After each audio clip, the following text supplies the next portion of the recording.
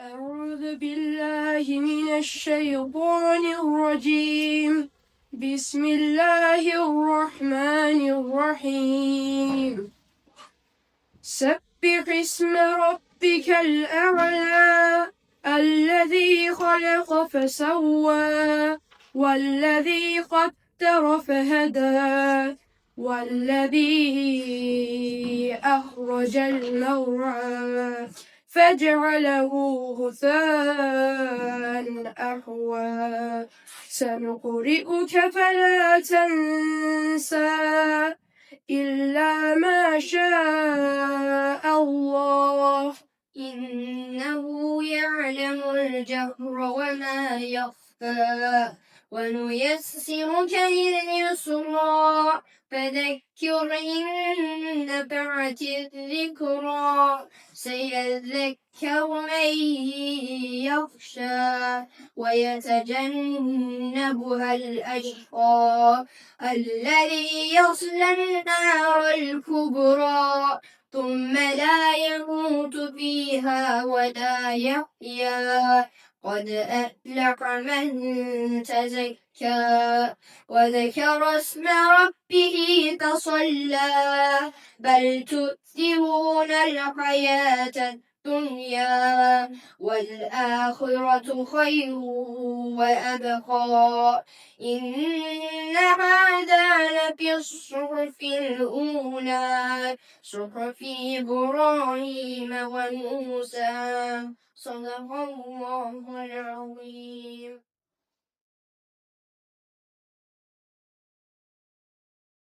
Thank you very much to Talha or to Muhammad and Mustafa for that beautiful recitation. You know, sometimes when we hear Quran recitation, it reminds us of our responsibilities here on this temporary abode. And one of those responsibilities, I guess, is the education of our children.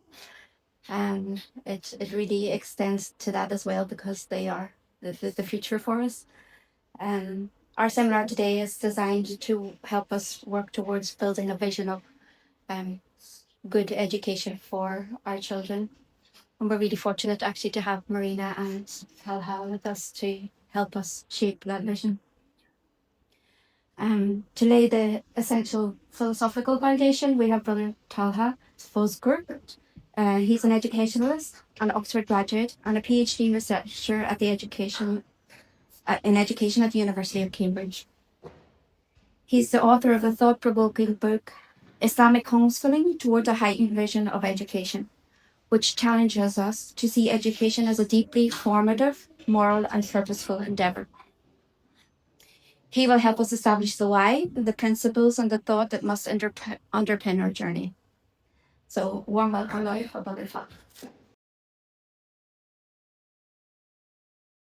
Assalamu alaikum wa rahmatullahi wa barakatuh, everyone. First of all, I'd like to extend a thank you to the organizers of this event, Cambridge Muslim Homeschooling, ICMG Cambridge, and also Cambridge Academy of Education, and also the volunteers that have helped us put it together, including Sister Alison, the MC, and our two beautiful parties who recited so peacefully. I've got about half an hour. It is quite ambitious, but I guess the purpose of today's conversation is not knowledge dump, so I'm not intending to cover everything. It's just to essentially establish a foundation, but more importantly, to also hear your thoughts as to how we can better refine some of the conversations that normally take place around homeschooling, but specifically how to homeschool from the perspective of a Muslim, and something that aligns with with our foundational Islamic commitment. So I'm hoping you've already read some of the reflections. I'm not going to go through them, but that was just to get some of, I guess, the thoughts, I guess, to shake a bit of the foundations that modern normal education seeks to establish. So what I intend to do today, ultimately, is speak about, first of all, what is homeschooling? What might it look like? And also offer some foundations that will hopefully guide us and function as frameworks, as prisms. Because when we speak about homeschooling, we're not speaking about something that's specific and fixed. and it's obviously precedented in the history of Islamic educational thought as a construct. So what I want to do is speak about principles and not rules. So it's not how homeschooling should be done, what the parameters of homeschooling looks like, but what are some foundational pillars that can help guide each and every single one of us in our practice of homeschooling. Now, what might happen is a lot of the things that I'm going to speak about might sound very theoretical, and the reality is that it is. But that's why it's important to have people like Sister Marina here speak about what some practicing, what its operationalization in the actual home might look like. So, inshallah, hopefully, bridging theory practice with lived experience and your own contributions will lead to an understanding of homeschool that's more conducive to raising wholesome children, inshallah. So before we start, I'm going to break the ice and invite you to contribute. So we've got a reflective question here. When you imagine your child at age 25, what do you hope education has given them? I'm assuming, we've all thought about these questions. When my child becomes an adult, what do I hope that he gains? Um, how do I hope that education has shaped him? What are some things that come to your mind? Uh, so hopefully, if we can just have, one or two things, maybe start from the right. For myself, for my son, he's 12 years. I hope when he's this age, he's a good, responsible man. Okay. Know a lot about his deen. Thank you. Thank you. There's no right or wrong answer. Okay. So maybe I can say something about. So I have 4 kids. So we mainly make like a short, long-term plans. Yeah. How can we bring them to be competitive in the worldwide against non-Muslim environment, Okay. to be represent their religion and their attitude and their culture in the best way. Okay. So this is not only about the academic side, also to merge the academic with the spiritual side to make them like a really a guide of the future. Yes. Does that something? I hope that they have a lot of process. Okay. Not process. Dr. Najmuddin? Yes, a good character made it the person, and Okay. I agree with Ustaz Salim. Yeah. Okay. They will improve themselves both from academic aspect and from Okay. values.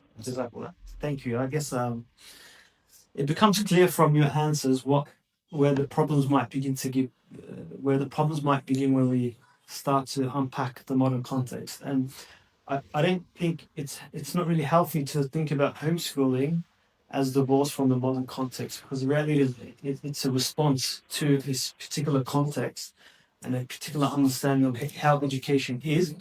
But as parents who are, so involved in the day-to-day activities, and who probably don't really have the time to understand what are the foundations of modern schooling and modern education, it's still important that we understand, what's its priorities, what are the pillars that, underpin modern schooling.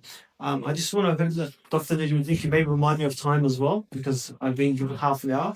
So I'm going to go very quick, inshallah, in this part of my presentation. So essentially, contemporary education has become increasingly entangled with the forces of the 3 C's, what we can call. One is corporatization, number 2 is commodification, and number 3 is commercialization. These are very big words, very technical, but essentially what it seeks to tell us is that schools are now run like businesses. There's a very rigid hierarchy in place that limits creativity, that limits innovation, and produces students who are compliant, obedient, and narrow-minded in what they want to achieve, essentially. And what that leads to is that education itself is generally dictated by the ideologies of careerism and workism. And this is evident in the most common question that we ask our children, what do you want to be when we grow up? Where education is tied to a career. And I think, as innocent that this question might be, it's quite problematic. Why? Because it literally instills into the child's being what the priority of education is.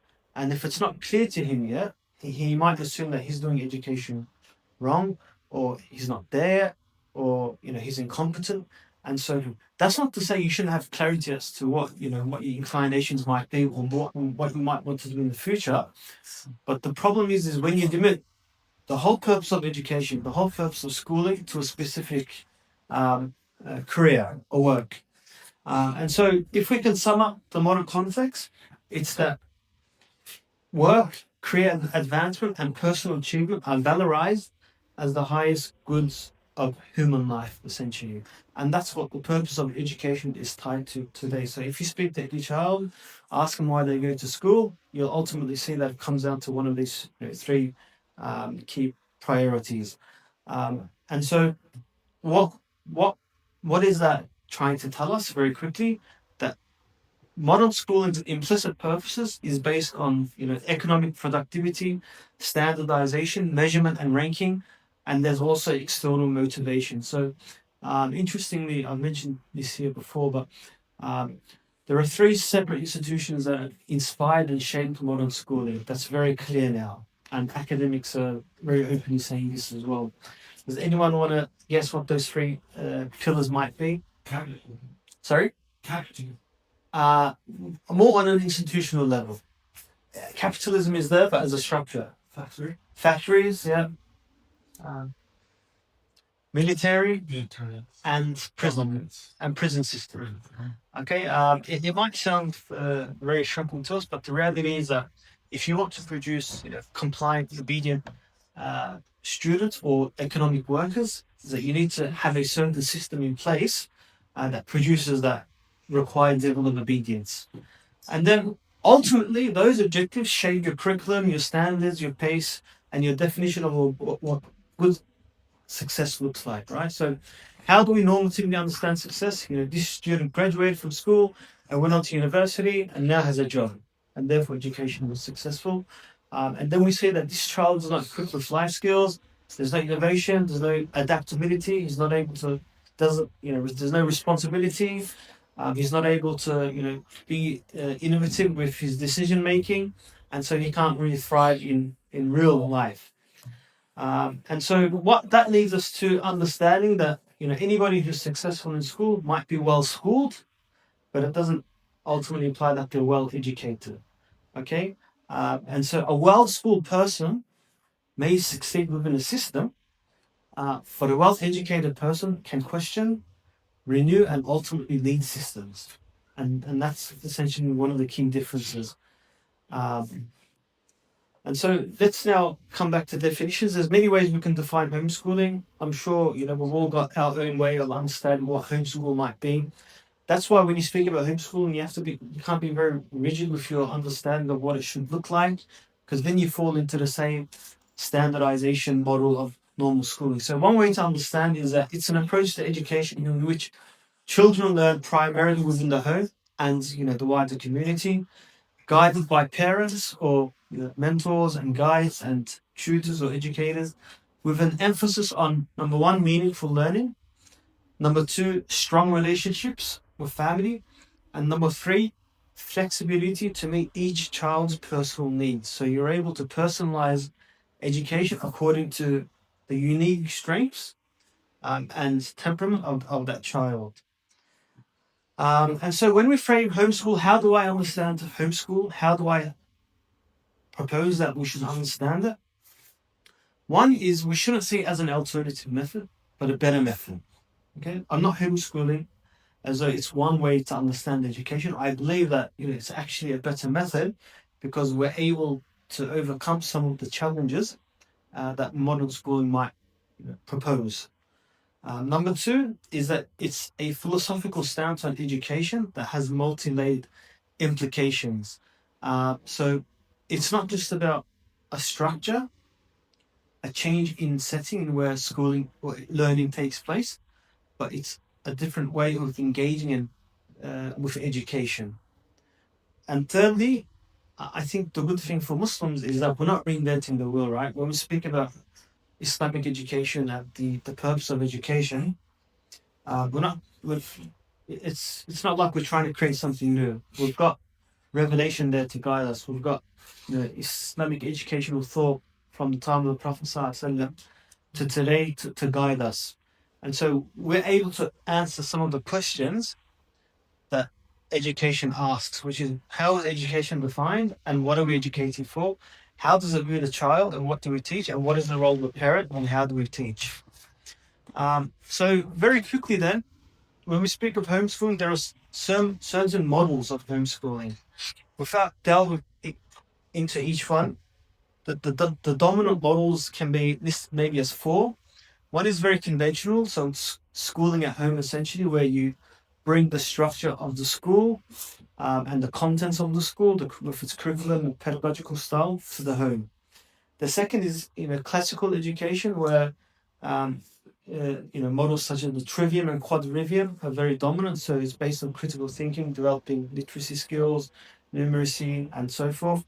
And then three, we have probably the three most famous models which Muslims tend to subscribe to: Charlotte Mason, Waldorf Steiner, and Maria Montessori model.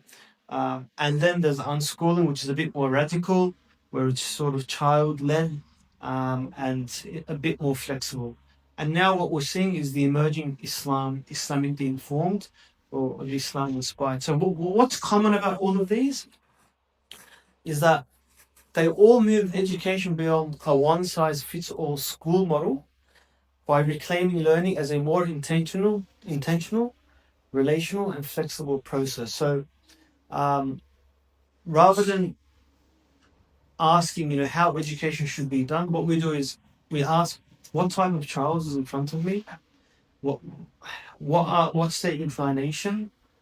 And how can they best learn? And how can the environment support them? Okay? And what's important is that it's not entirely child-led at the same time.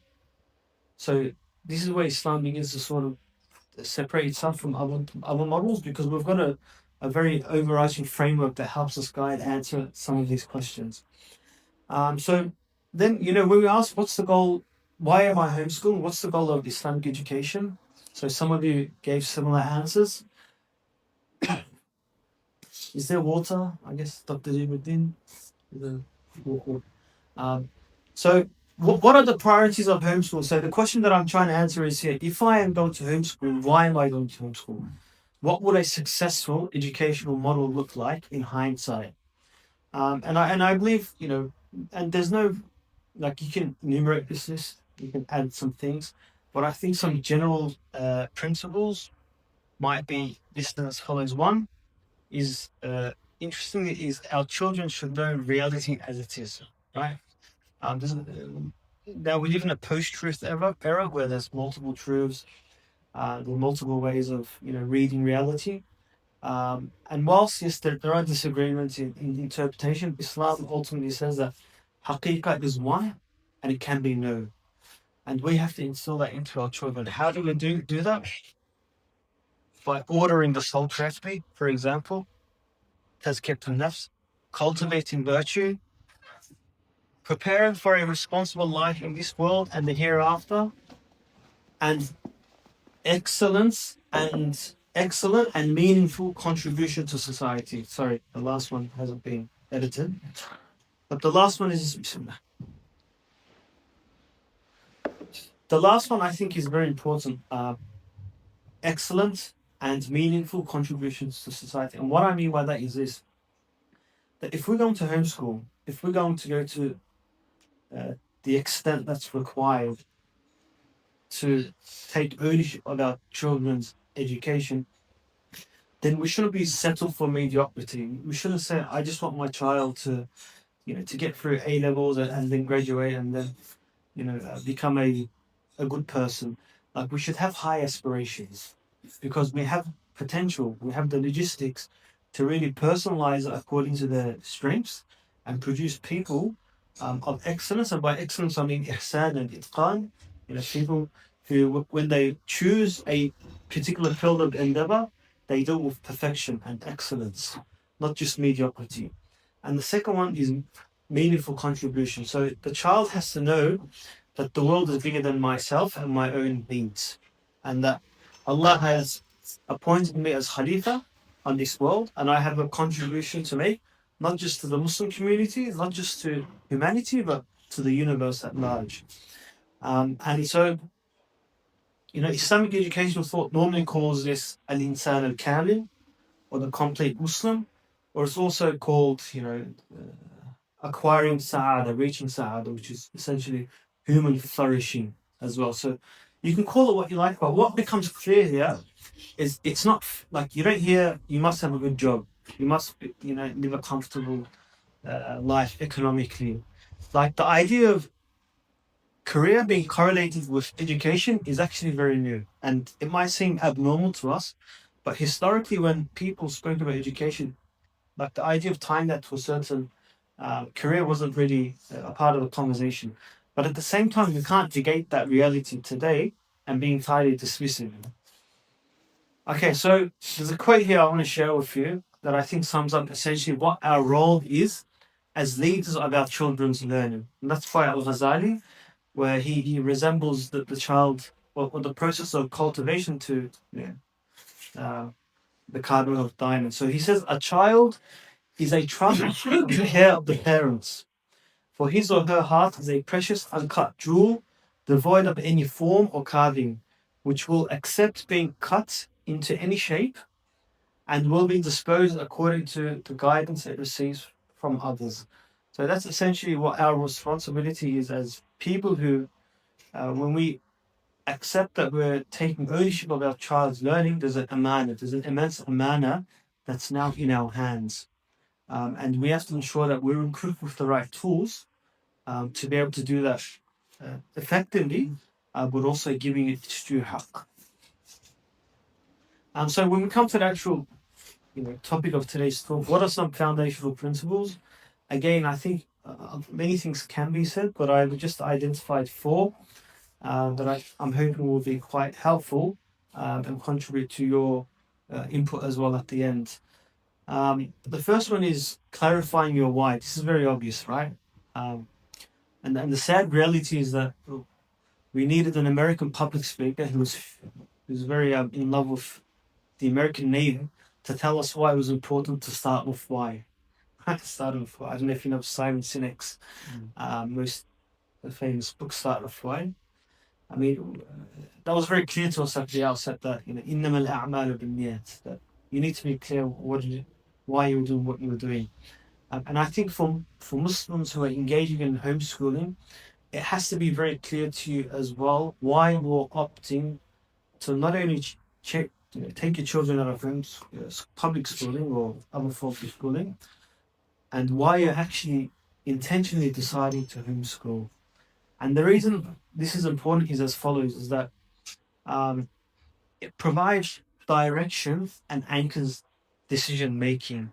So when your why is clear to you, why am I homeschooling? So let's say you say that I'm homeschooling because, and this is very important. When you opt for homeschooling, the crux of your decision making shouldn't be reactionary. It shouldn't be I'm homeschooling because the public system is bad. I'm homeschooling because because of the rigid standardization model in public schooling. That tells you why you're not sending your child to public school, but it doesn't tell you why you're homeschooling, right? So you need conscious decisions and principles to guide why you're homeschooling.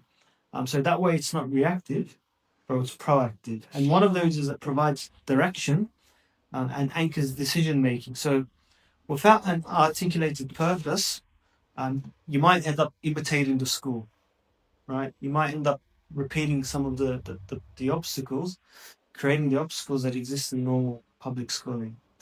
The second one is that it sustains resilience, because anyone who's got children and it's homeschooling realizes it's not easy, right? It requires dedication, sacrifice. Sometimes it creates self-doubt. Sometimes it leads to burnout. And you need to constantly remind yourself why you're doing this in those instances, which is completely normal, because it's essentially a well-defined why functions as a stabilizing reference point. And that's always there as a reminder. You know how Allah says, فَذَكِّرْ فَإِنَّ الذِّكْرَ تَنْفَعُ الْمُؤْمِنِينَ. Constantly remind yourself because it will benefit you. And that it needs to be clear to you as well why you're doing this. So when you do fall into I guess, experiences of doubt and burnout, you can remind yourself why you're doing this. Number three, it ensures alignment. So once your why is clear, questions around pedagogy, model, curriculum, activities, excursions become easier to make. And because you've got an overarching framework that's guiding the decision making. And finally, it protects against comparison and drift. And this is a subtle problem, is that because everyone's case study is very different, what can end up happening is you can compare your child to someone else. We just saw two beautiful children here recite Quran. I might say, oh, how come my child can't read that beautifully, for example?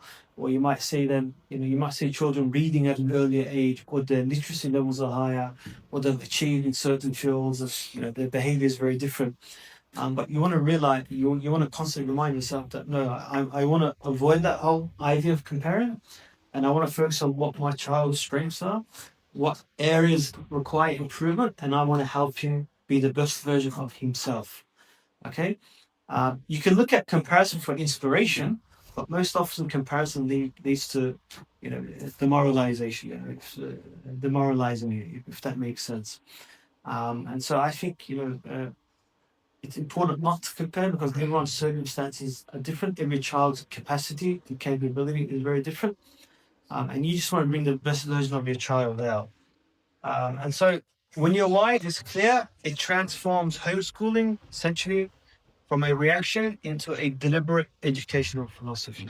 Okay, so now the journey is very clear to you as to why you're doing. And I want to share something with you. Oops.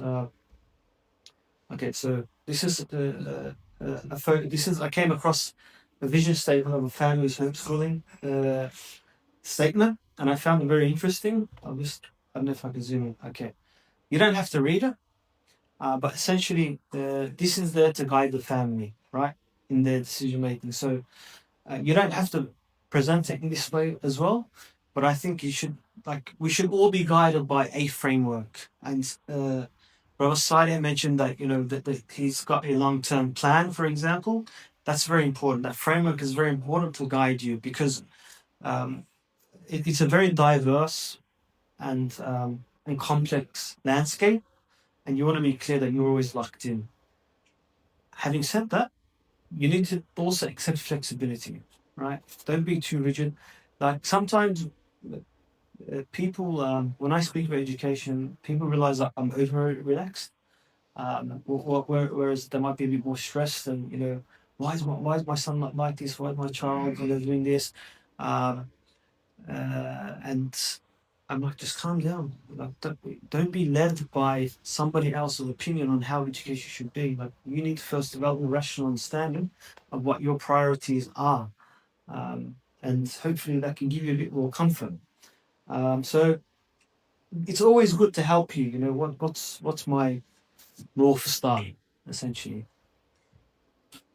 Number two, homeschooling as formation, not merely instruction. So modern schooling is about instruction. It's essentially about me. I'm the teacher. I have all the answers. All the information is my mind. My goal is to transmit it to the child's mind, to the student's mind. Whilst that's important, certain information and skills have to be transmitted. It's much more broader than that, and it's much more holistic. So, instruction is mainly concerned with what a learner knows or what they can do. Okay? In Arabic, classical Arabic, Islam, we call this ta'aleem or tadris. But there's also something called tarbiyah and tazkiyah. And you don't really see this in modern schooling, but it's something that we can reintroduce into homeschooling, as we mentioned before. And so formation is about the holistic child. It's about what the child is becoming over time, what they're growing into. And so, as one person said, it cannot be too often said that information is not education. And so we have to remind ourselves that if my child is getting a certain mark of a certain assessment, it's not the end of the world. Why? Because education is not just about that. It's much more deeper, much more holistic. It might be,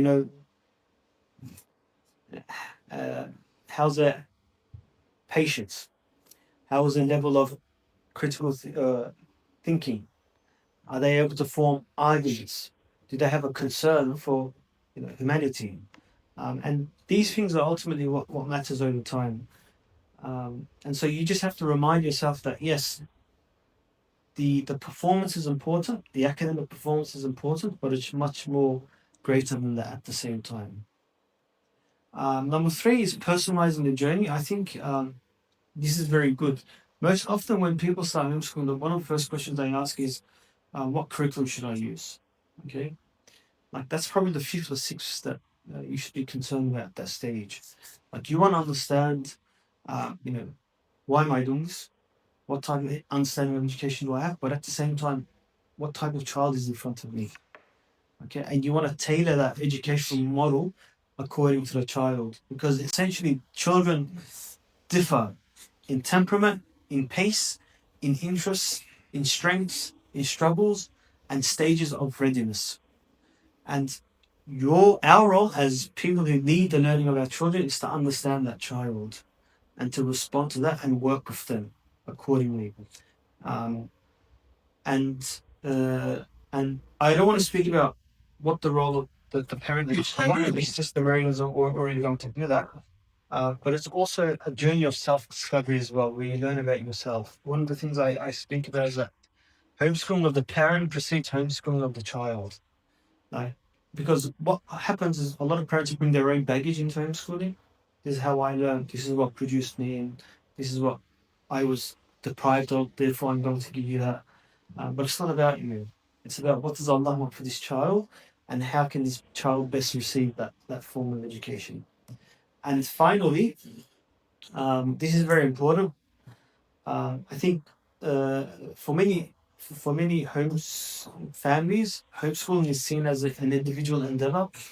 Whilst it is possible, I do think long term it's not really sustainable. Some people might say, "Well, I do it alone." Well, the question might be, to what extent do you do it, and how much better could you have done that? Because historically, education wasn't the sole responsibility of the family, right? It was the responsibility of the community, different institutions, and it was integrated into the daily life of the child. And so what we've done is we've limited education to 9 to 3, for example. And that's why, like, when people graduate, the idea of learning, lifelong learning, doesn't really exist, because they assumed, and it was instilled into them, that you learn until university, and then you go out and work. And so they're not able to develop themselves. And so what happens is when you do that, when you have a community or a village, or call it a co-op, you share the responsibility. The child has diverse role models that they can look up to. And this is very important, because you can't give your child everything. And after a certain age, developmental stage, the child is more conducive to learning from other people than the parent, right? So there comes a time where you transition from being a teacher of the child to being the friend, being a mentor, being someone who shares that journey. And at that point, you want to ensure that they're around the right people that they're going to emulate, look up to. And I'm sure we've had those people in our early lives, and it's important. So without a wider village, without people who are like-minded, like-hearted, homeschooling it risks isolation, burnout, and limited social and intellectual exposure. And you want people to challenge your child, right? Intellectually as well. You want them to be around people that can intellectually challenge them and develop them. And finally, as an extension of that, in Islamic, in certain periods of Islamic civilization, there was a type of educator called the Mu'addib al-Atfal. And I think this is very important. You can loosely translate it as the educator of the young. And so essentially what the Mu'addib al-Atfal would do is instruct children in Quran recitation, memorization, basic religious duties and ethical norms, and language, manners, and social conduct. But what's important here is that the child has a spiritual guide that's guiding them essentially, in addition to the parent. And I think this is something that we have to look to revive, especially when we're going to homeschool, because you can't always be the best version of yourself when you've taken control of your child. It gets very stressful. It gets very triggering sometimes, and your level of patience can sometimes be exhausted. And so your children have to be around people in addition to yourself who are good role models. And I think when you're in a community, when you're doing homeschooling as part of a community, I do think it's important to revive these characters, that there's someone there who's able to support our children, that they can look up to and see someone who's embodying the purpose of education, right? Someone who's internalized good akhlaq, good adab, good thinking. And, hopefully speaking about these conversations can lead to things where Muslim Islamic institutions and homeschooling as well can look to introduce such characters. So, just very quickly addressing common concerns. I'm going to go through this very quickly, and you might further probe some of these in the Q&A. So, will my child fall behind academically? I think there's so many case studies now out there to prove that people who homeschool aren't really academically behind. In fact, you're able to personalize according to the child and speed up. Like, I do genuinely believe that 12 years of education you can give in probably 3 to 4 years, but is that the right thing to do is another conversation. And is that what my child needs at that particular developmental stage? Secondly, am I qualified to teach? Like I said, it's not really about are you qualified to teach, but are you qualified to sort of coordinate and lead the learning of your child? You don't necessarily have to be the one who teaches, although you can, but you want to think of homeschooling as more holistic and ensure that there's a system in place that's going to ensure that your child is receiving what they need. And finally, what about socialization?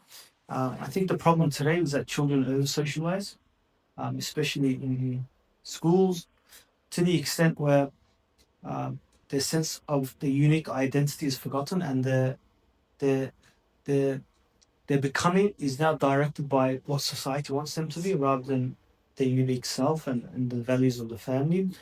But this is something that we can perhaps probe further in the Q&A, because I'm just mindful of time. So Jazakallah khair, thank you. Like I said, I don't want to go into too much depth. It was just to raise, I guess, some tabs about, some of the key principles around homeschooling. These are probably things that we already know and are mindful of, but I think there's no harm in reinforcing that and building upon that, inshallah. So, Jazakallah khair, and thank you very much again for listening.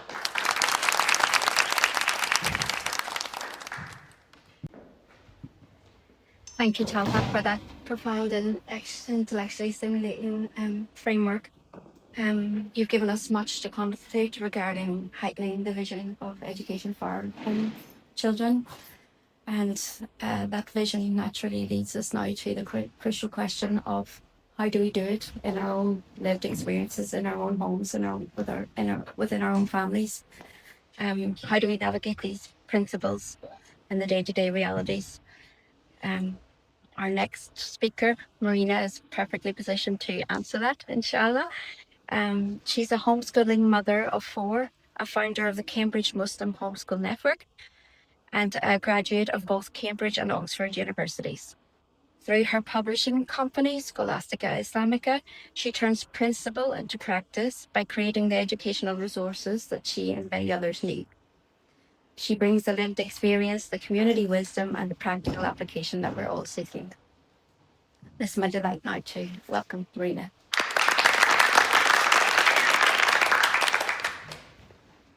Okay, Bismillah ar-Rahman ar-Rahim. Thank you so much, Dr. Talha, for preceding me and giving us a very solid kind of foundational way of thinking about home education, which leads me very neatly onto my lived experience as a home educator. So I think it's a tall order for me to answer all of these questions, especially with only a half an hour, but I'll do my best to share some of my experience.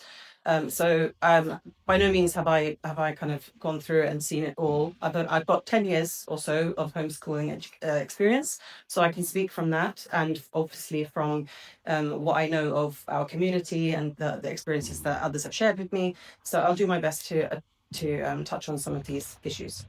So just as a quick overview of what I intend to speak about, I wanted to talk a little bit briefly about the commonly cited saying of Ali radiallahu anhu, which talks about raising children, which Brother Thel has also touched on in his book.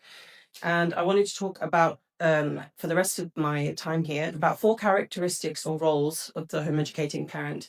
Now, this is by no means the roles of the home education parent, like with the capital T. These are just 4 things that I have, upon reflection, distilled from my journey as a homeschooling parent, and kind of main captions that I could speak on to give some kind of shed some light on my experience as a homeschooling mother. So we're often brought up this statement of Ali radiallahu anhu, but actually, when I did a bit of further research, this statement is not very well verified. So it is kind of like a weak hadith, one could say, or it's kind of one of these idioms that goes around the Islamic world from different countries, whether that be from the Arabic or Turkic, North African world. So it is known, though, that within Islamic education, or within Islamic kind of spirituality, there can be wisdom in sayings, even if they're not 100% verified, right? So this saying, play with them for the first 7 years of their life, then teach them for the next 7 years, then advise them for the next 7 years, and after that. So obviously it's not rigorously authenticated. We couldn't say that Ali radiallahu anhu definitely said this, or we are 100% bound to this as like an Islamic pedestal kind of principle. However, it does align with a lot of what we know from authentic sources about Islamic education. For example, that when a child reaches the age of discernment around 7 years old, that's when you should start instructing them in how to pray and so on. We've seen these in more kind of rigorously authenticated narrations. So this idea does tally with a lot of parents' experience, which is that for the first 7 years of life, children need play. And this has been now more and more scientifically corroborated as well, and in social studies, that play is very important work for children.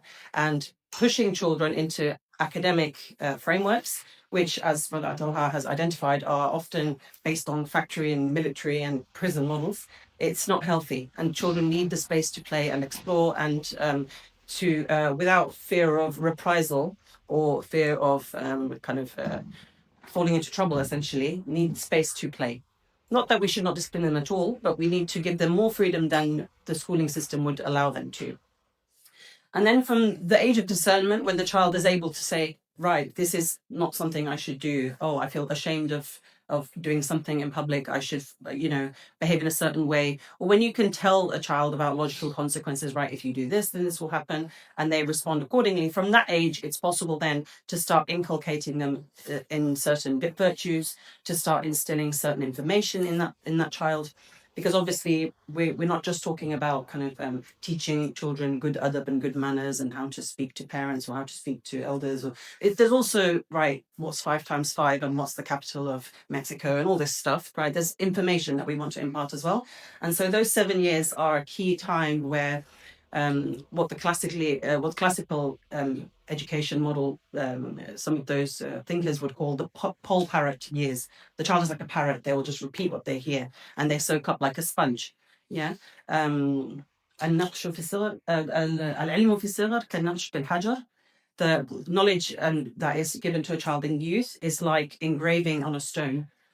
Whereas, when you try to learn things later in life, it's like trying to engrave in water, right? It might not stick.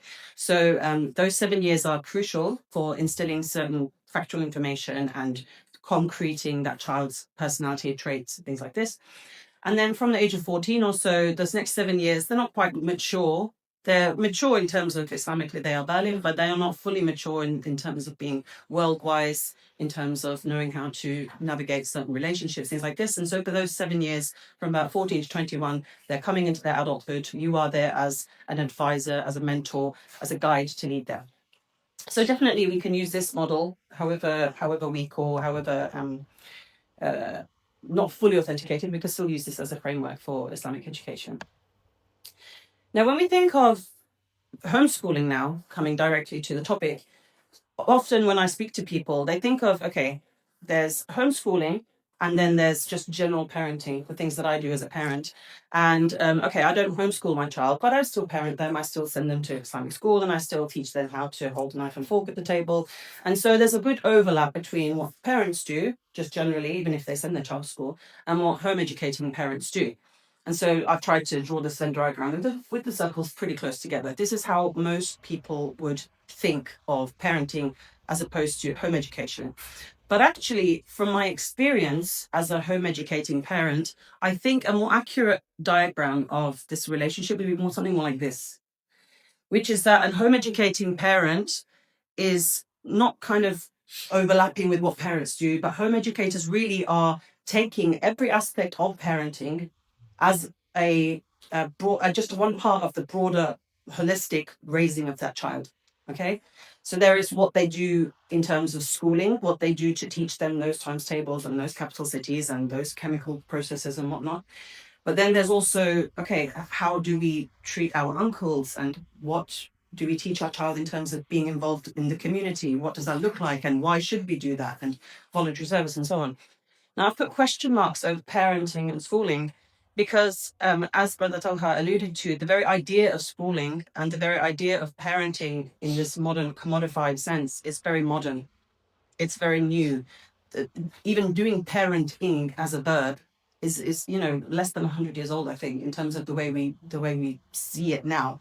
It's almost that if I put in A, B, C inputs into my child, if I feed them this type of food, if I make them read this kind of book, if I send them to this kind of state private school, or if I send them to this kind of club to learn XYZ instrument or skill, they will then churn out and turn into XYZ this. This is how we've turned parenting, because then that is something that is able to be sold. You need to buy this self-help book. You need to buy this particular childhood supplement. You need to enroll in this particular enrichment program for your child, and that will then lead to the desired result. However, this is a very misleading idea, as Brother Hatto has alluded to, in terms of our child not being necessarily the kind of the output of us filling their brain with information, but rather a more holistic picture of what raising a child is like. Similarly with schooling is a very modern construct, and actually the idea that, okay, certain subjects we teach young child and the rest of the stuff is just life, things that we learn. This again is a very unhealthy dichotomy that we draw ourselves. And one person who's written an interesting book, so I've got a little stack of books with me here of things that I don't necessarily tell you to buy, but I just wanted to touch on and give you a few insights from, because I've read them and I find them useful. So the first book that I wanted to touch on is this book by Alison Gopnik. This was published about 10 years ago or so. It's called The Gardener and the Carpenter. So in this, she brings this idea of parenting. So this is not about home education at all. It's just about parenting. And she's a developmental psychologist, children's developmental psychologist, and she's the mother as well. And she wrote this book when she was in her 50s odd. So she'd already been through that cycle. She'd become a grandparent and she was reflecting. And she talks about how in the modern day, we treat children very much like we treat processes, that we want them to come out a certain way. Like a carpenter, he takes a piece of wood and says, okay, if I turn it in a particular way, and if I apply my chisel in a particular way, it will create the chair. And so I don't know if any of you have seen that meme. There's a meme of a child going into a classroom. It's like it's got fresh branches and like fresh shoots. And then I'll try and add it onto the video afterwards. And then when he goes into the classroom, he gets chopped like a block of wood, like all the other children. Like all the other children, they get chopped into standardized blocks of wood, right? So she says a much more intuitive and natural way of looking at developmental psychology is to say that parents are more like gardeners, right? And this is a very Islamic model also. We talk about, the fruits of our labor, we talk about planting seeds and all this stuff. It's all very natural. So a parent is more like a gardener in the sense that we are given our children as an amana, and we are not powerless per se, but we have tawakkul, and we leave it to Allah how the child will turn out. We can't control a huge amount. we have to do we have to fulfill our trust, and we have to do what is asked of us. But at the end of the day, how your child turns out is not your responsibility. And that's always been the prophetic example. If you think about Nuh alayhi salam, or this prophet or that prophet, like oftentimes the children go astray.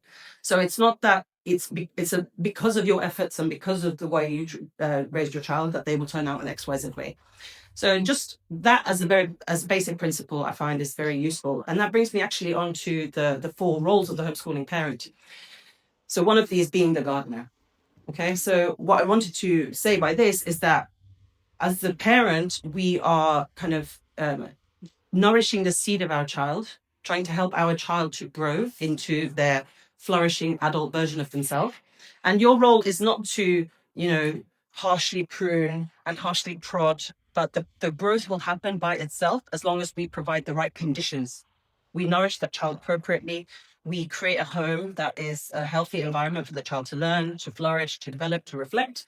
And then we also provide the discipline. There's a book that's often recommended. I don't know if any of you've heard Sheikh Noor Keller's wife, often when it comes to parenting, recommends this book called Raising Godly Tomatoes. And in that book, it talks about children are like tomatoes. They need staking, right? You need stakes and to tie the plant onto that so that it grows well, it grows proportionally, and then you'll have very lush, ripe fruits at the end. Whereas if you leave that plant, it might just go all over the place. There might be weeds that take over. So as a parent, you are much like a gardener in that sense. So when I was coming up with the framework for this lecture, I had this book in front of me and I was like, oh yeah, parents like a gardener. And I'm like, what else do I do as a parent? Because this is not necessarily to do with homeschooling. This is just generally to do with being a parent. And then I came up with this sort of, not framework, but just a way of talking today in the lecture, these 4 Gs. So the first one is the gardener, which we talked about. But prior to that, we've got this role of being a guardian. Now, the guardian, if you think of anyone who's, the parent, like you assign for your child, who's the parent or guardian of this child, we use that term often on forms, but do we actually use it much in our actual conversation or in our daily life? Being the guardian of that child is not just that, okay, I just make sure they have a roof over their head and I make sure they come back before it gets dark or whatnot, but we are essentially protecting our child from various ills and from harms in the world. Now, this might be one of the motivators for some people having come into home education in the first place. For example, maybe they're worried about the religious and the relationships and sex education bill in schools, for example. A lot of people thought, "Why? That's it for me. I want to home educate my child. This is inappropriate. I don't want them to be exposed to this." But at the same time, there are many other social ills that we might be wanting to protect our children from. For example, social media has been rife, rampant for the last 10 years, and this current generation of children going through school have just been guinea pigs, and all the governments of the world are suddenly starting to wake up. Oh, this is probably not a good idea. So now in Australia, they've got a social media ban for under 16s, and it looks like a lot of other governments around the world are following suit. But isn't that a bit late for the last 10 years of children who've been subjugated to this, So by home educating, you're able to apply what, for many Muslims, we would say are common sense approaches, but it seems like for the wider world, it's not very commonsensical because there's moral relativism and the collapse of this neoliberal capitalist society is kind of leaving people very much at sea as to what their values are and what moral objectivity is. So we're trying to protect our children in terms of this kind of RSE agenda from social media things. Also, another interesting phenomenon that happens, and I've talked about this in a previous on a previous occasion, is this phenomenon of peer attachment, which is something that Brother Talha alluded to in his talk, which is that children often spend too much time with their peers. So it's natural that children want to attach to figures other than their mother and father, especially as they start becoming independent, because they need to, if you imagine a newborn baby is entirely dependent on their mother, they can't imagine being anywhere other than attached to their mother. And then slowly they start realizing, oh, I can leave the room and she won't disappear.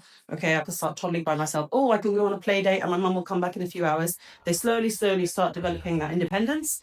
But then once they get to those kind of teenage years, they start realizing, okay, well, my parents are teaching me certain things, but actually I'm going to be my own independent person and I want to learn things from other people.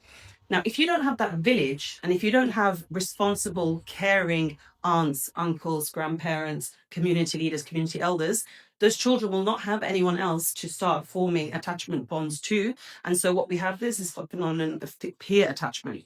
And this is what's discussed in this book by Dr. Gabor Mate, who's a very well-known behavioral psychologist and kind of psychiatrist as well. I'm not sure exactly his title, but he talks about this: hold on to your kids, why parents need to matter more than peers, about how for so many hours of the day we send children into schools where they are in classes of 30 plus children all the same age.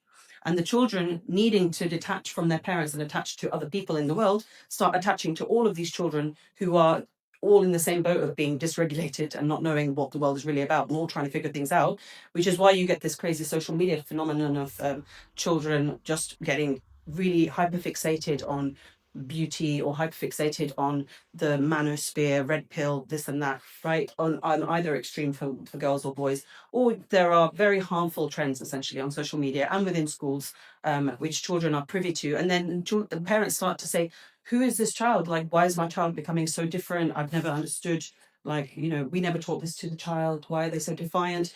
Essentially, they have unhealthy attachments to others, as they are developing and maturing, and they need more healthy role models. So this is another interesting book that I would recommend for parents in terms of this homeschool journey. So these two G's that I've talked about so far have been focused generally on parenting as a whole. But now when I think about gatekeeper and guide, I'm going to dive a little bit more into specifically how a home educating parent will be playing a role in their child's life. So I use the word gatekeeper just because I wanted to keep it tidy with 4 Gs. But originally the word I had chosen was curator. Okay, so gatekeeper or curator is what I'm referring to here.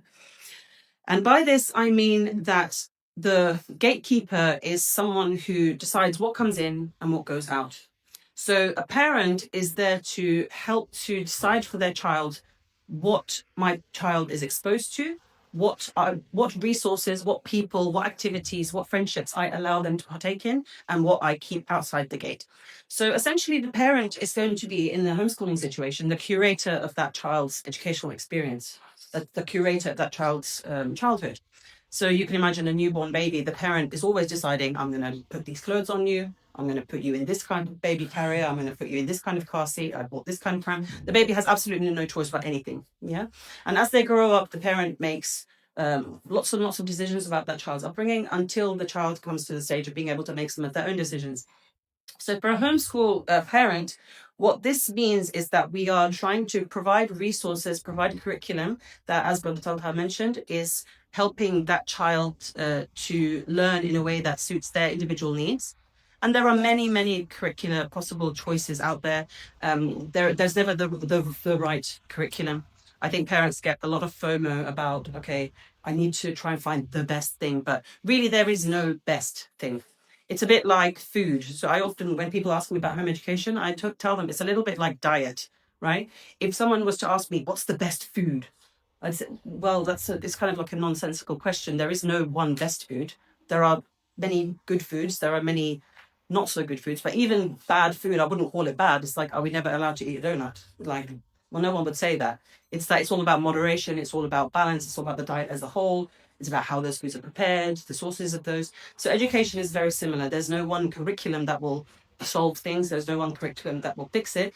It's that curricula are used as a part of this holistic picture. They say, okay, my child at some point needs to learn mathematics, and my child is very kind of kinesthetic in their approach. They like to deal with, they like to use their hands. They like to see what they're doing. They're a bit less abstract than maybe my other child. So then maybe I will look for a maths curriculum that has more manipulatives in that curriculum. And there are many options for that, for example. Or if you have an English curriculum or a science curriculum, you can look at ones that will help to bring about the educational goal you have for your child, to get them to acquire a certain amount of knowledge or certain traits in a way that is in keeping with the rest of your homeschooling vision for that child. So, for example, let's just say, like a very practical example, something that I've done recently, which is that one of my children has been doing some handwriting practice. And for me, I feel like their handwriting is okay, but it's not great. So I want them to focus a little bit more, but I'm struggling to find time within my day to fit another subject in. So I say, okay, I'm going to use a writing curriculum, which is also doubles up as a history curriculum. So I get them to read something historical and then to practice their handwriting based on that. So I'm not separating out subjects in a kind of arbitrary fashion, the way school does, but I say I'm keeping tabs on my child. I have a very good idea of how my child is doing, and I'm going to, in a flexible way, adjust as I'm going along. Now, this might sound a little bit chaotic at first, but actually it's quite liberating, because it means that as a parent, you're not tied to like something that you have to do regardless of whether you feel like it's working for you or not. So, for example, if you send your child to school, you'll say, okay, my child is in that school, and for good or bad, I have to deal with everything that comes with that thing.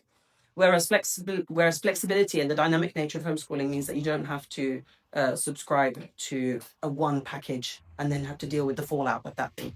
Not to say that homeschooling is not going to have, no challenges. There will definitely be challenges, but it allows you much more flexibility to overcome them and to deal with them, not even just on an individual child level, but on a familial level, as a family.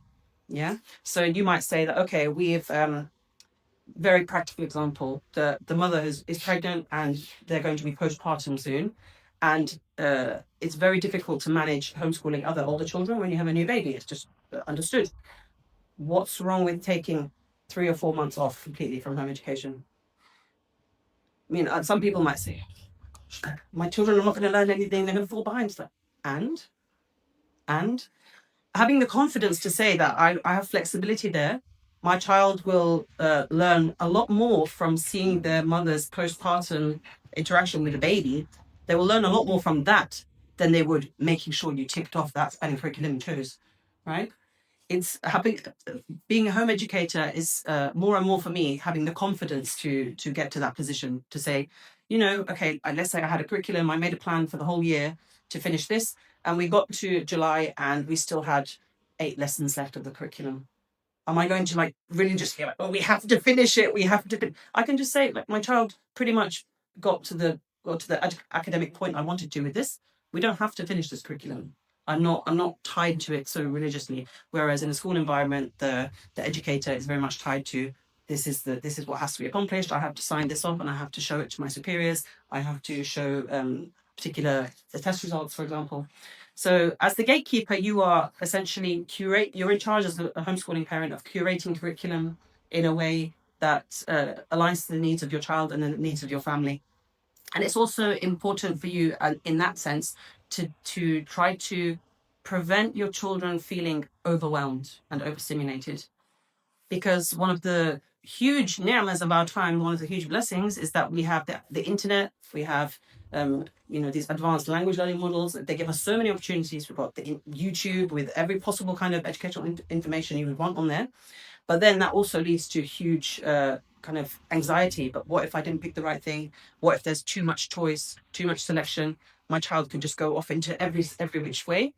So as the parent, you are there to be the gatekeeper and say, okay, I'm going to do my research, figure out what's available, and I'm going to pick among many possible options. I'm going to pick what I think is the best fit for us at the moment. Yeah. So you are helping to deal with that internet AI information overload that is available these days. And the last thing I want to mention about that gatekeeper is that there is wisdom in the saying, less is more. Less is more. Because especially as people, you've come here on this nice Saturday afternoon, you've made the drive into this kind of location. You've said, okay, I'm going to spend my time here. You're probably quite motivated people who've come here, right? You're quite motivated and you're very passionate about your child's education. You probably want to do really well with your child's education. You want to kind of leave no stone unturned. I'm going to look and I'm going to find the best things, the ultimate, the kind of the best possible way that I can raise my child. But at the same time, there is a lot of wisdom in leaving breathing room, having a kind of a less full calendar, right? Having more time for boredom for your children, right? Boredom is very important for children just generally. And it's important for adults as well. When we are bored, certain pathways in our brain are activated, and it helps to process some information and things that we've experienced during the day. Whereas if every minute, like I'm guilty of this as well, if any minute you have a free second, you're like, right, I'm just going to pick up my phone, I'm just going to check that one thing. I'm just going to check. Our brains never get any downtime. So as the parent, you're also responsible for ensuring that we're not overdoing it with the kids, overscheduling them into every single possible class and opportunity, especially once you start getting into a village and there are lots of possible homeschooling activities taking place. You think, oh wow, this brother's doing this and this sister's doing this, and oh, my child could do that. Or what if they don't go to that? They're going to miss out. They will miss out. Your child will definitely miss out. Yes, they will. You know, can any of us say here that we learned Mandarin, or we learned to ski, or we did advanced this or that when we were young? No, we all missed out. We missed out on so many things. You know, that school trip that you never got to go on, you really wanted to go on that school trip, right? There are so many things that we missed out on as children, but did we, are we bereft as adults? Woe is me that we're still dreaming about it 30 years later. Not really, right? So similarly for our children, it's a case of us having the right mindset, or as Brother Tolha mentions it in his book, the right heart set, right? Having the right attitude of our hearts so that we don't get stressed about trying to do everything for our kids, right? There's less is more, and it's okay to kind of have a more balanced and relaxed approach to education. So yes, it's a good point to mention. This is Brother Tolha's book, Islamic Homeschooling Towards a Heightened Vision of Education, and that unpacks in a little bit more detail a lot of the things that he's mentioned in his talk, so I highly recommend that as well. And so the last thing I want to talk about is about the last G of my talk, is that about being a guide. And this essentially refers to those last 7 years that we talked about in the beginning of the talk, which is that from about age 14 to about age 21, being a mentor and a guide for your child, right? So in this sense, we are being a role model for our children and kind of trying to give them a way to navigate their adult life. And one thing I wanted to mention about this is that in all of these G's and in all of my speech, I've really avoided talking about you being the teacher of your child, right? Because I feel like when we talk about schooling versus homeschooling, we fall into the trap of thinking that, oh, well, in school, children are taught in a particular way, and I'm not a teacher. And when I try to be a teacher, my child doesn't respond very well to me, right? I'll mention this funny anecdote. I hope my husband won't mind. So my mother-in-law used to try to teach my husband Urdu as a kid, as he was growing up. And she was quite frustrated that the children were not listening to her. So he told me that once she came out of the house and she put on different clothes. And then she came into the house with a different persona, pretending to be a teacher, pretending to be like, oh, Mrs. Big or Mrs. Such and Such had come to teach the children Urdu. So in a way to try and get the kids like, oh, maybe if they think I'm like a different person, right, then they'll listen to me. But obviously that did not work at all. And the children, my husband will tell you, they were in hysterics and they were just, would laugh. So obviously our children won't ever see us as a teacher the way they see teachers, because obviously our children see us when we don't get up on time on a Sunday morning. Or they'll see us, they'll hear us having a spat with our spouse through the bedroom door. Or they'll see us spend like 2 hours glued to your phone and like, Mum, are you okay? I'm like, yeah, I'm coming. Right? They'll see us do these things. So our parent will never be like an exemplar role model for the child. They'll be a role model in many ways, but not like in the way that, for example, they'll see their imam or their sheikh, right? The child won't see their parent in that way. So it's really important for us to see ourselves not as the teacher of my child, like I'm homeschooling, therefore I'm now my child's teacher. Less that, but more, as Brother Talha alluded to, you're like the coordinator of your child's education. Yeah. And that's why it's very healthy and very important for you to bring in tutors, to bring in external uncles and aunties to come and do certain things for your child so that they have a very well-rounded overall education. That you're not the only person who's trying to like, okay, I'm going to instill this information in you, which, as we've mentioned before, is not a hugely helpful approach. And the last thing is that as a guide and as a mentor for your child, you're there to kind of open doors for them. So as they get older and older, you give them more opportunities for freedom. You say, okay, well, why don't you go and spend some time with Uncle such and such, because actually he works in this area and you could just shadow him for a day. And as homeschoolers and as members of a, inshallah, vibrant community, we'll have more opportunities to do things more informally. Whereas any child from school will tell you, oh, I was trying to get work experience, but oh, they won't let you because you're not 16 plus or 18 plus. You can't do this and you can't do that. Or we tried to arrange an outing, but there was so much red tape and we had to get health and safety forms and we had to do this. This is not to say that homeschoolers should do things on the fly and without precautions, and because obviously there's also room for problems and abuse and all sorts of things that could happen. We need to tie our camel, but at the same time, it's homeschooling gives us, like I said, the flexibility to do things as a community, as a collective, to say, oh well, we're noticing that all of the children are a little bit too into their phones. So why don't we, as a community, organize some kind of detox retreat for everyone, right? And parents come, children come. This is just one idea. There are umpteen possible ways that, as a community, we can guide our children in terms of their not only their manners, their development, but their roots into adulthood, whether that be career, whether that be voluntary work, whether that be their Islamic development, religious development, all these kinds of areas. So there are a couple of books that I probably should have brought into my talk that I didn't. So I'll just mention them. So there are 2 books by John Taylor Gatto. So anyone who's interested in education, home education, will probably have come across these recommendations. These are really good books. So John Taylor Gatto was working in, I think it was New York, I forgot, somewhat America in the city. He was working in public schools for decades and he had loads of experience. And basically his summary is that the education system is literally trying to dumb us down, right? It's trying to make us into robotic citizens. It's really there to just make sure everyone is able to tick boxes and progress through what the state mandates, right? So these are very interesting for if you're trying to look for your why, like why am I home educating? And if you want to kind of unpack some of that, these are good books. And the other one that I forgot to mention during the talk is that in terms of being the gardener of your child and nurturing the individual seed that you have for each child, it's important to think about the different ways that we measure intelligence. So school has a very limited view of intelligence being this particular kind of logical language, linguistic and logical kind of intelligence, because that is very easy to measure. It's very easy to do a test, or a maths test, or it's very easy to answer a question, did you learn this information? Whereas there are many other kinds of intelligence. So he talks about in this book by Howard Gardner, multiple intelligences. And this was published back in the 80s or something like that. Yeah. So this is a very long-standing book in the field of education. He talks about there are many types of education, of intelligence, sorry. I think he identifies like 11 different types. So for example, there is bodily kinesthetic intelligence. So the kind of intelligence that sportsmen have, like what is that? How do we measure that sort of intelligence? Or emotional, we talked about IQ and there's also EQ, emotional quotient. How emotionally intelligent are children? How well can you tune into how other people are feeling? Or there is even musical intelligence, right? Being able to distinguish between different kinds of sounds, the pitch of sounds, all this kind of thing. There are many different ways to measure intelligence. And if we want to provide a more holistic picture for our child, we should try to tap into these different areas so that we are providing them a, inshallah, wholesome education. So inshallah, that's been of use. Obviously, I didn't answer all the questions and solve all the problems, but inshallah, it's a good start for us in terms of how we want to move forward. And I'm looking forward to the question and answer session.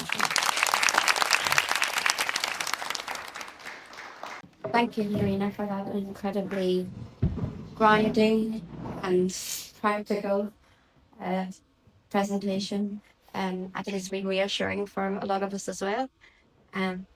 So now, between Talha's philosophical depth and Marina's practical wisdoms, do we all have a good guide now for what a good home education picture looks like? Or are there some questions remaining, some questions that have been sparked by these presentations? But be really happy to take them now. We've got one at the back already. And so this will work. Do we need it or? Not this. I think we'll leave the mic. We can repeat the question. The recording. I'll just. So thank you so much for this. Alhamdulillah, it was really enlightening and it's fascinating. And I've got lots of questions actually, but I'll leave some time for that. My first question is a little bit about, I suppose, a personal one to you both. So you're both Oxford and Cambridge PhDs and so on and so forth. And yet at the same time, we're talking about homeschooling, we're talking about the system, we're talking about the system as you like this, but clearly there's some, and I'm just asking this out of curiosity because it's something that's occurred to me. There's some appreciation of the system as it is that Oxford Cambridge beats on and so on. And what my question is there anything for us to reconcile here? Is there any inherent contradiction in us as homeschoolers, but at the same time, we actually really value the system, or is there something to be said about the homeschooling up to a point, 14, 15, 16, but then after that, actually, we do want them to go to Harvard. So is there a contradiction that needs to be reconciled, or do you not see any contradiction in that? And I just want to know what are your thoughts. So if you could sort of open that up for us. Yeah, Jazakallah for the question. It's a very good question because it is a sort of a tension we feel. Even not just in the field of education, just as Muslims generally, this kind of pull between deen and dunya. It's almost like having money is like someone's well off, right? So it is a tension that we have to tackle. I don't think there's a simple answer for that. There's a difference between schooling and education as a whole in the West, I would say. So, for example, the Oxford and Cambridge models are often put on a pedestal because they are very long-standing traditional institutions. They've been there for hundreds and hundreds of years. I think the University of Cambridge had its 800th anniversary recently or something like this, right? So they're very old institutions. Whereas the schooling system that we have currently is not doing well. It is failing in many aspects. And different countries around the world are dealing with it in different ways, right? There are many, just look at what's been happening with Ofsted recently and this and that. There are many holes in the schooling system as a whole. But then when we zoom out and look at education, we do definitely, as Muslims, say education is to be sought, right? You should seek knowledge even unto China, right? And there's a role for some of the community going into very high areas in terms of different fields of knowledge, whether that be religious sciences or medical sciences or this area or that area. We do need specialists and PhDs and whatnot in those areas. However, when we kind of funnel all children down that track and say, well, if you didn't go to university, you haven't succeeded, then what we risk doing is we risk making anyone who doesn't fit into that stereotypical academic mold feel like they are lesser than or that they have failed in their life. So a personal reflection for me, being a woman, for example, is that women in the Western setup will often feel this trap of saying, okay, well, I'm on this career pathway since school. I'm being told that I need to do X, Y, Z, but then you will always face the maternity backstep, right? You will have to take leave, or you will not be seen as competitive as your co-workers or peers or whatever. And for example, the work that women do in child rearing, in homemaking, in community building, it's not even seen as work at all. So for example, I'm a very busy person in my day-to-day life in terms of schooling my children, in terms of organizing community activities, in terms of creating resources and things like this. But I'm not, in terms of the government's measurement of GDP, I'm not doing anything. Right?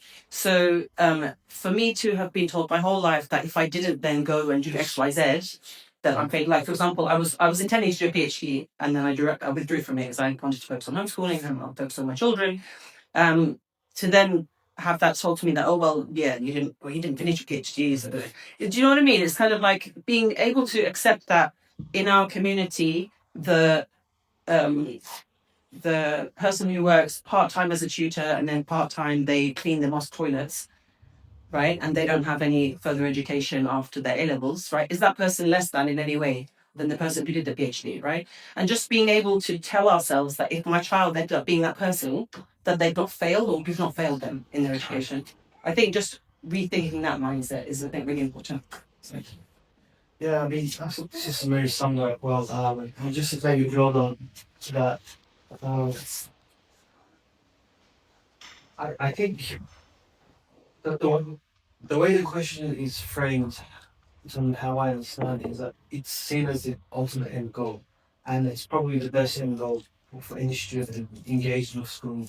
But the way I'm trying to reframe it is that that's just a consequence of many consequences, and we should just see that as part of the journey rather than the end of the journey.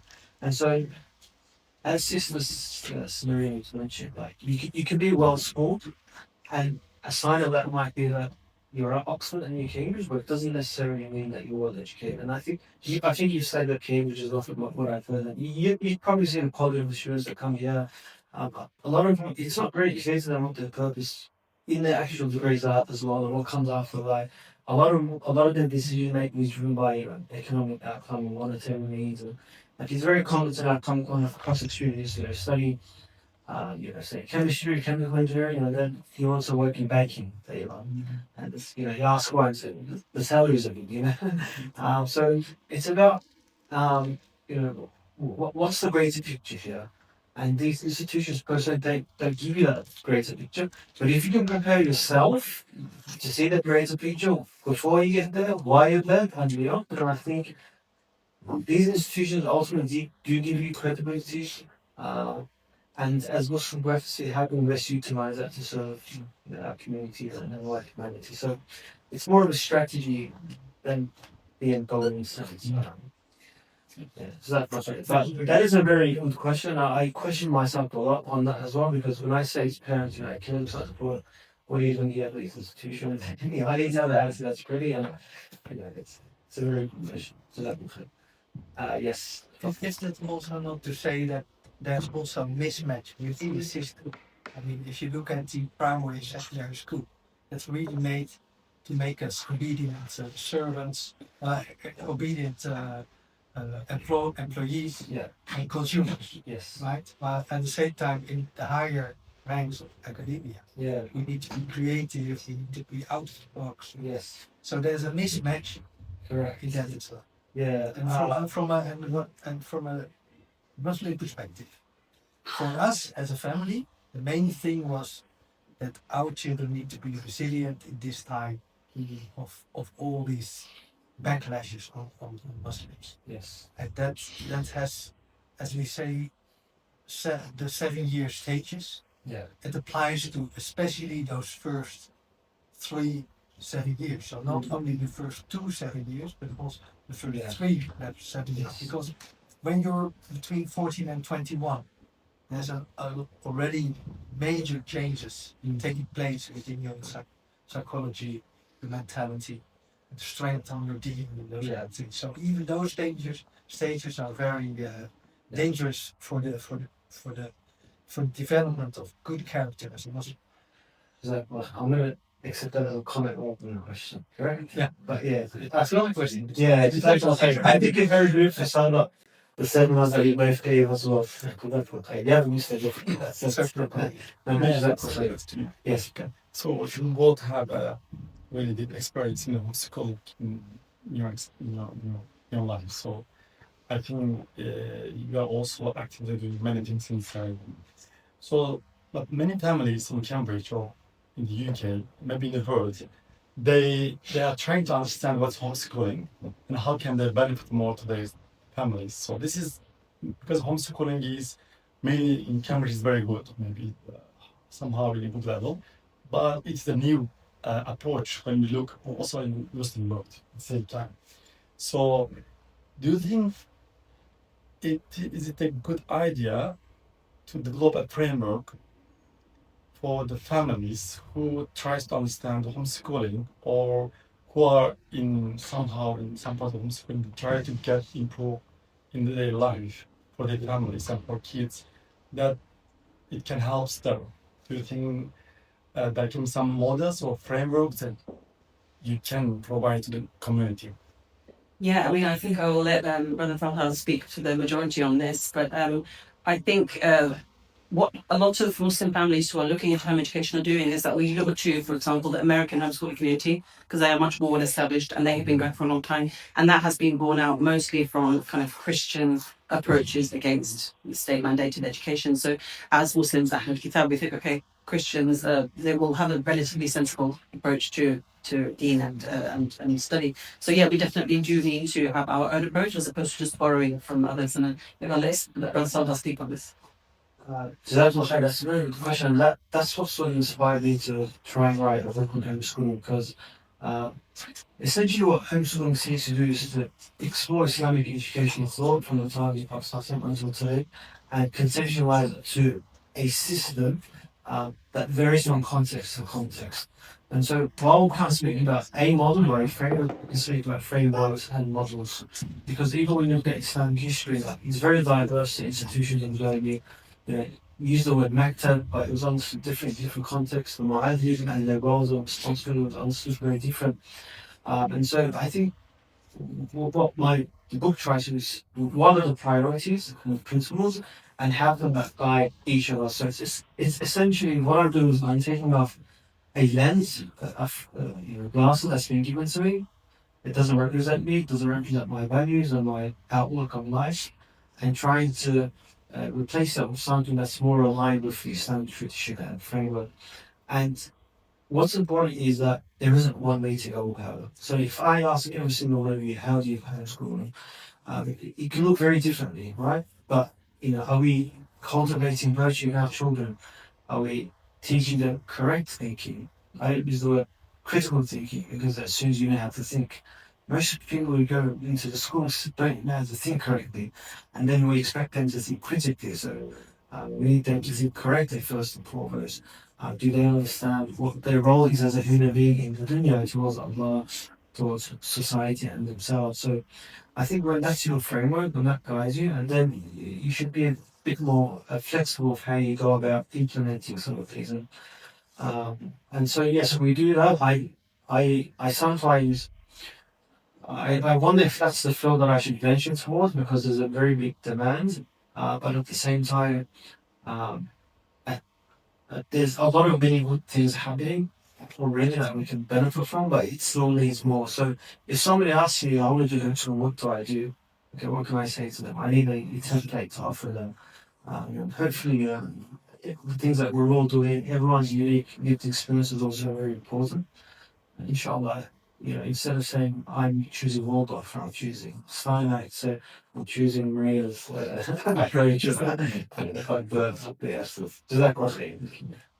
We've got another question from Sudhir. Okay. Before I forget, Dr. Najmuddin told me mention that he's baked us some nice spot and so at the end, inshallah, that is Thank you.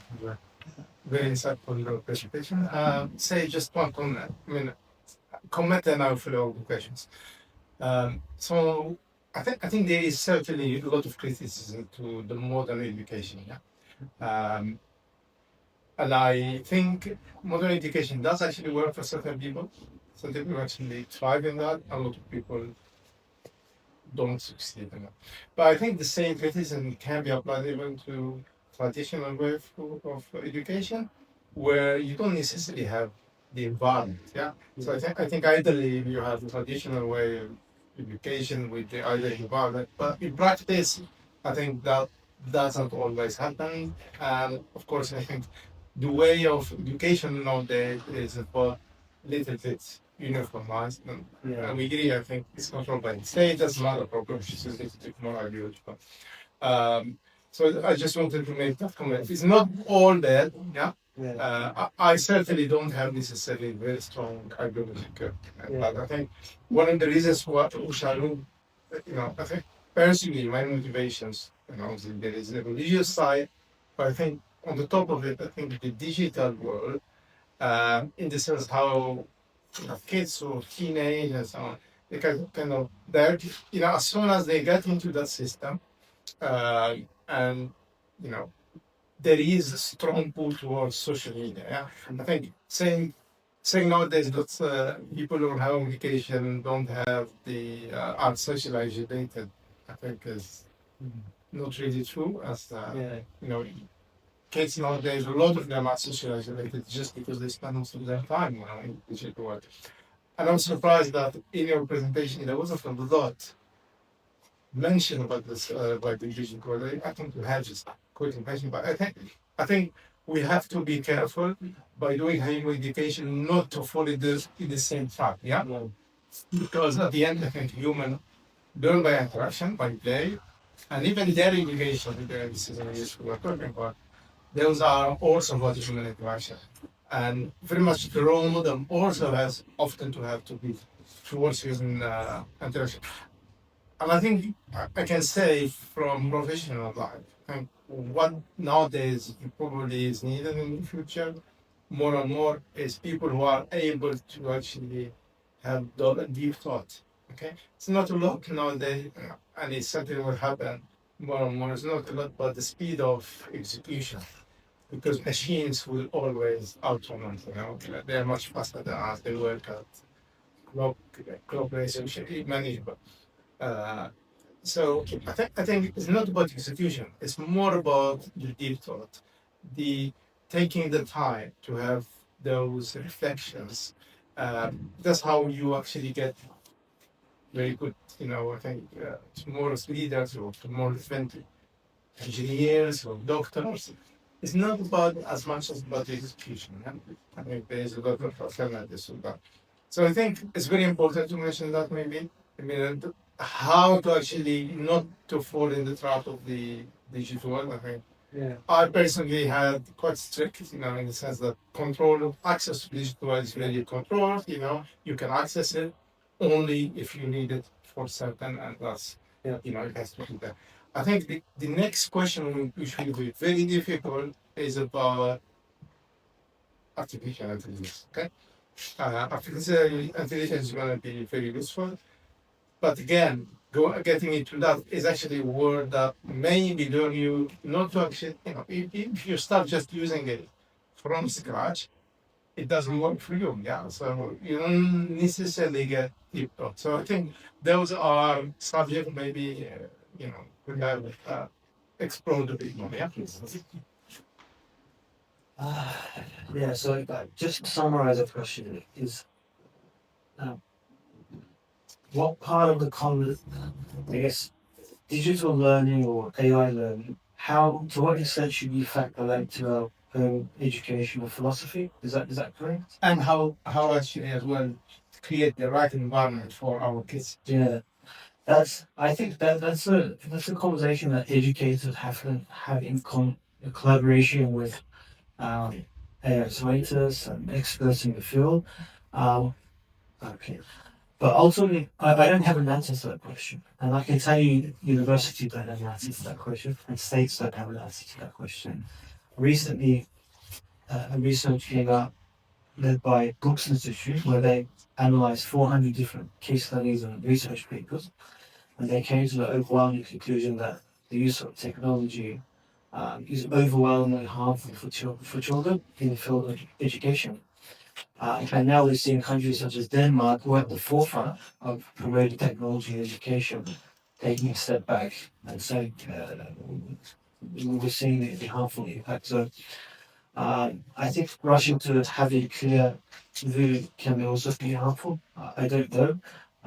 Myself, I think it's always better to be on the side of caution. And yeah, I mean, definitely at least in the first 7 years, I think any exposure. I'm not saying that you should completely isolate them, but yeah, we're seeing the harms of giving access to technology on children, and it's just going to get worse. Yes, I don't know. Yeah, I think when it comes to AI and technology, I think it will be a revolution greater than the scale of the internet. When the internet came out, I mean, most of us are here old enough to remember what the world was like before there was the internet. But what we're being told now is that it will be like industrial revolution plus level of change. So it needs to be something that we need to be dynamic and brace for, but at the same time not to be overly cautious, because there is the risk of being left behind. There are so many ways in which artificial intelligence technologies can be used in a pretty benign sort of way for now. Like specifically home educators, you're thinking about curriculum and you want to get different suggestions. You can chat GPT that quite easily. Like, my child has a particular personality type, and what curriculum would be a good fit for my child, right? At the same time, you want to maybe be careful about sharing too much information. We don't know what's going to be happening with all of our data. And there are obviously agendas behind all of these technologies, and we don't know which way it's going to go. But at the same time, one thing that this relates to, that also relates to your comment about the presentations, is that it's not so much that we are berating modern education and trying to sort of like in an Islamic way, like we're going back to the Quran and Sunnah, right? We want to go back to like what does traditional Ottoman madrasa look like? I think it's more that we are at a rupture in terms of postmodern, the way the world is heading. School is no longer the home of knowledge.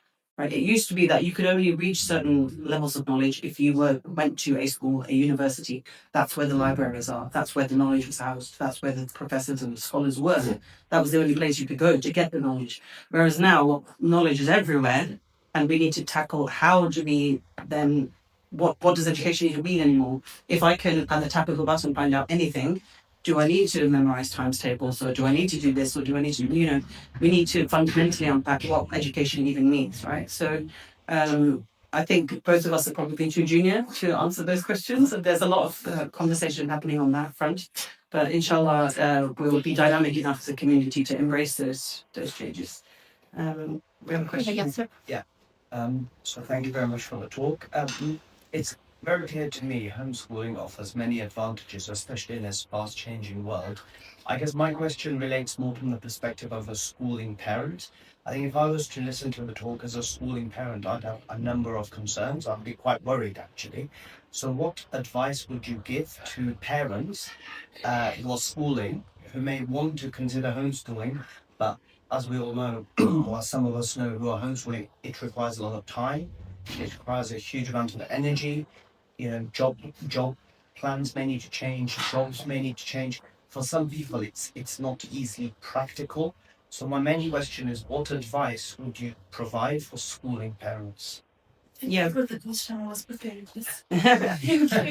Yeah, so the question essentially, and for the sake of the recording as well, if schooling parents are listening and they're very worried, obviously schooling is the status quo for most Muslims, we can say, and it's also a privilege, arguably, to be able to homeschool in terms of financially, to be able to afford it, in terms of the time commitment and everything else that's required. And also, like we said, having the right community in which you're able to do it, because trying to homeschool in isolation is also almost impossible. Okay.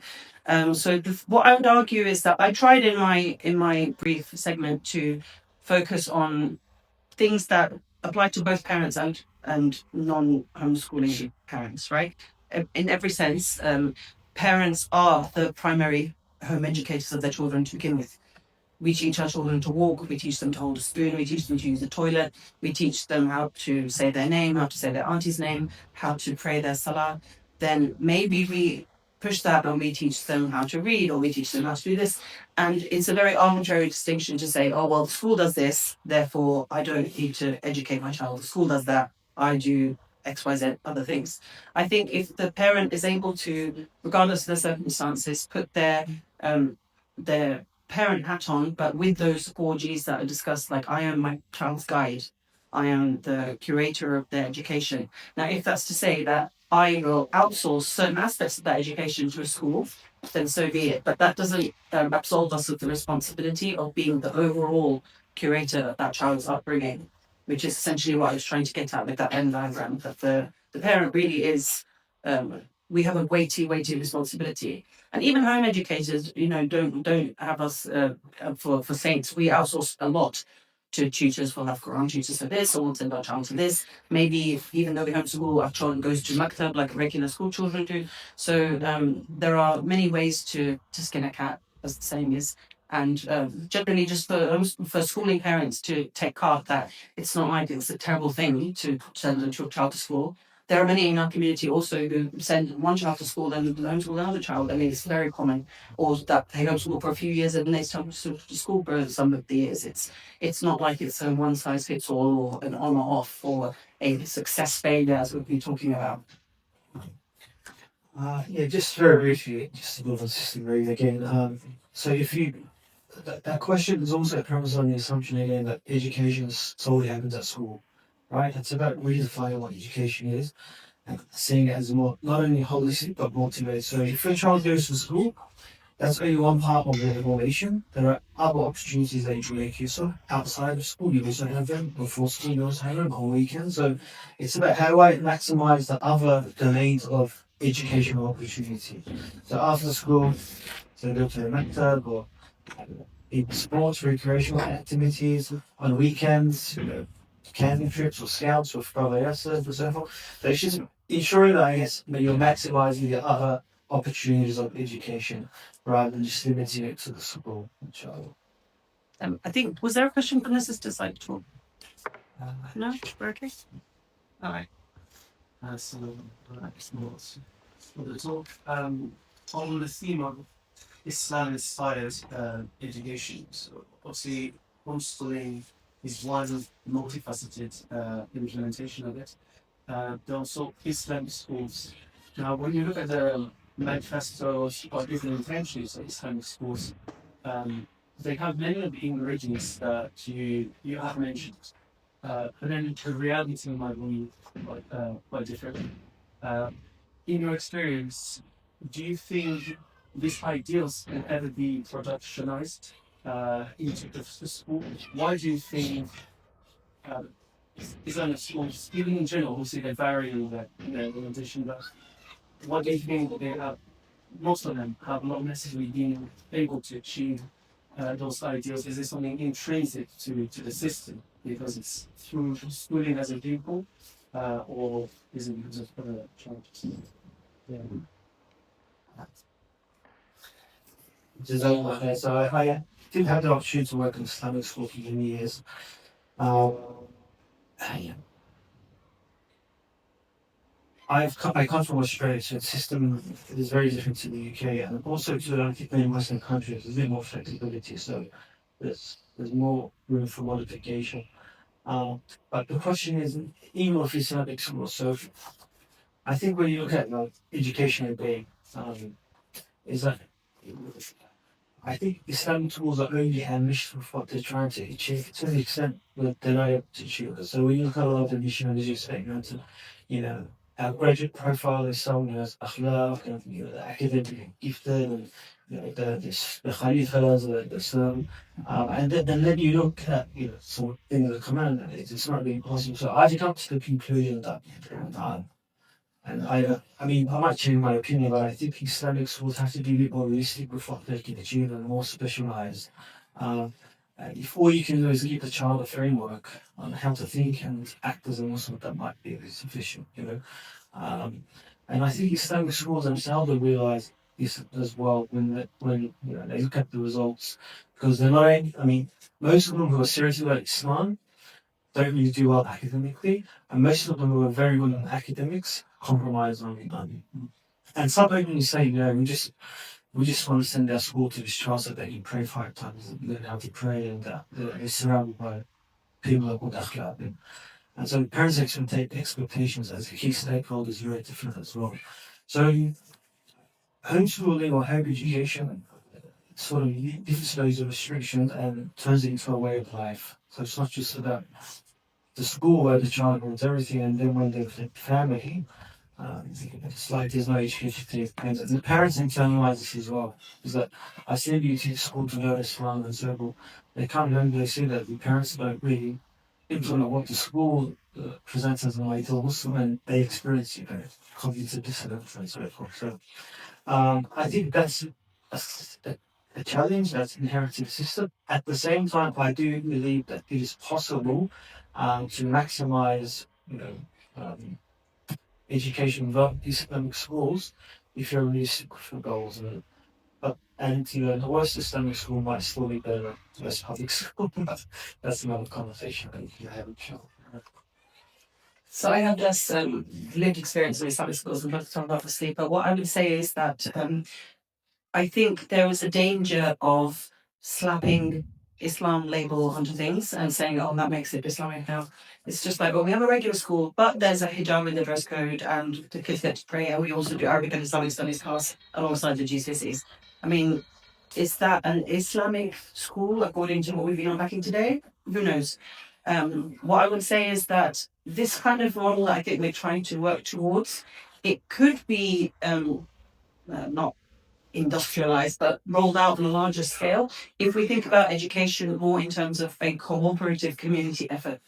So you would imagine, I don't know, in the Western Front American pioneers, they have these schoolhouses, right? Where they'd have a small schoolhouse with maybe 20 children, and all the parents would know that particular auntie who's teaching all the children, and that woman, she would be teaching the children, and the child would only move up to the next level when they were ready, not because the whole class had to do it. So not on the huge state level that the whole government is like trying to look at hundreds of thousands of children, but I think if we look at education more on a community level, it's not that we can't have schools at all per se, but they need to be more holistically envisioned with parents and communities being much more heavily involved in that really, inshallah. Any more questions on the floor? Any from the sister side? Okay, so I think we're drawing to a conclusion here today. Just thank you again to Brother Talha Court and Marina Panmelin for their insights, for their guidance, and hopefully we're all here today a bit more connected to our homeschooling education journey. And we also thank CIC, Cambridge Islamic College, for the use of their building this afternoon. It's been very comfortable. And as you're just been told, there's tea and refreshments at the back just after. So I think we've witnessed a powerful synergy of the philosophical why we're taking on this journey, which is rooted in Islamic thought and wisdom. And then Raina has kindly then showed us a living example and a home where the love and learning is at the center of it. And of course, the community's obligations there as well. Thank you so much for your time and speaking on my own behalf and everyone here. And it's been really wonderful seminar. Thank you.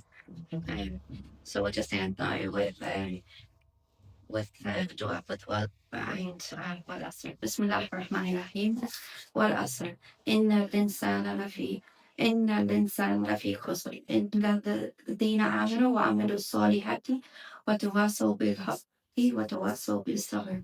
In the name of Allah, the most merciful, most compassionate. By time, indeed, mankind is in loss, except for those who have believed and done righteous deeds, and advised each other to truth, and advised each other to patience. Subhana rabbika rabbil izzati amma yasifun wa salamun ala al-mursalin walhamdulillahi rabbil alamin. Especially thank to Dr. Najmuddin as well for the organization. Thank you, brother.